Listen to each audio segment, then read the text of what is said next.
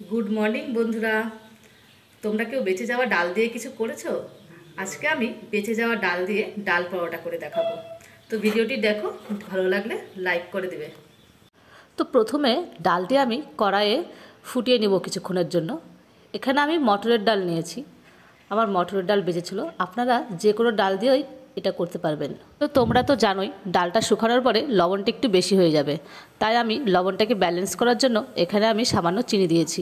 এবার ডাল শুকানো হয়ে যাওয়ার পরে বাটিতে রেখে আমি কিছুটা আটা দিয়ে এটাকে আমি মাখিয়ে নিলাম। ডালের সঙ্গে আটাটি ভালো করে মেখে নেব। মেখে আমি এখানে গোল গোল করে বেলে নেব। আমি এখানে আটার ব্যবহার করব না, সামান্য তেল দিয়েই বেলে নেব।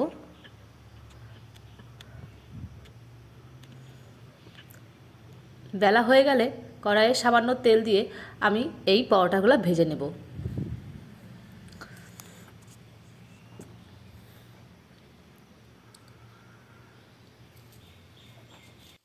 তো দেখো, এখানে মটরের ডালগুলি দেখা যাচ্ছে।